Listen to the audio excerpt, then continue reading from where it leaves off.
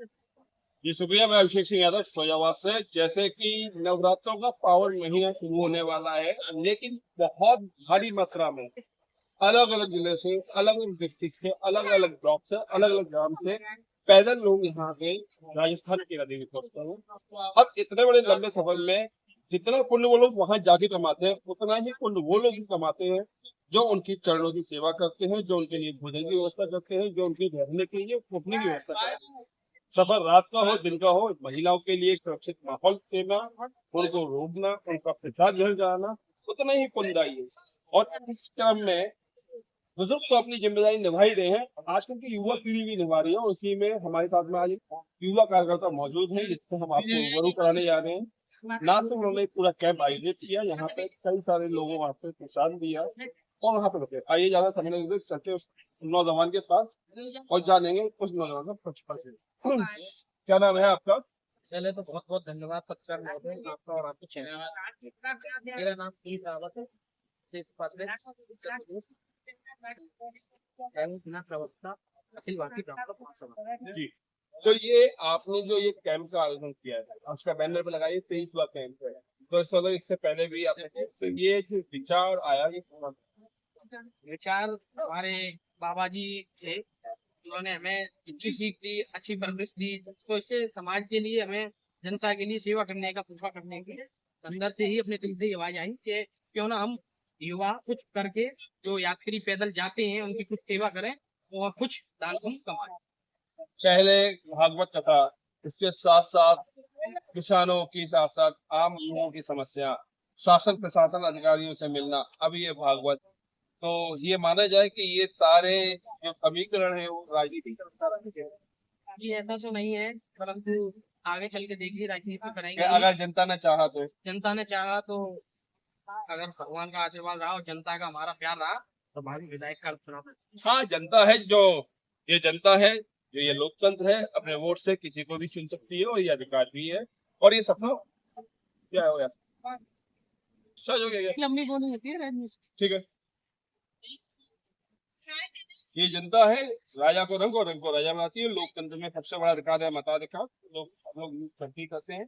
लेकिन आपकी ज्यादा उम्र नहीं है, फिर भी ये सब चीजें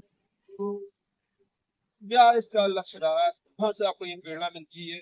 आज के युवा जहाँ क्लब में जाते हैं, गेम्स नहीं, सिगरेट पे सिगरेट पीते हैं, आप सब नहीं, तो क्या मैसेज देना चाहोगे आज की?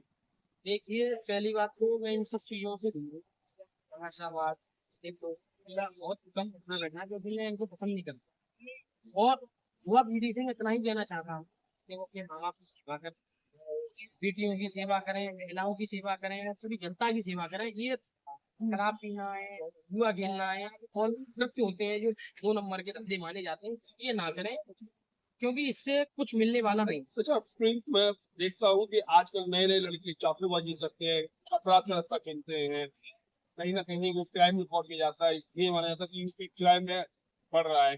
जहाँ एक तरफ सरकार ये कहती है हम राम राज्य लाएंगे, जीरो टॉलरेंस करेंगे, कहीं ना कहीं हिंदू मुस्लिम का भी एक रेशियो देखने को मिलता है। तो इसे अज्ञानता मानेंगे, ज्ञानता मानेंगे, किस तरह से आप कहोगे अपने युवा साथियों को कि वो अपना भविष्य बदले? देखिए अभी जो वर्तमान सरकार चल रही है माननीय मुख्यमंत्री आदित्यनाथ योगी जी, वो एकदम बढ़िया चल रही है और सब इसका लाभ उठा रहे हैं।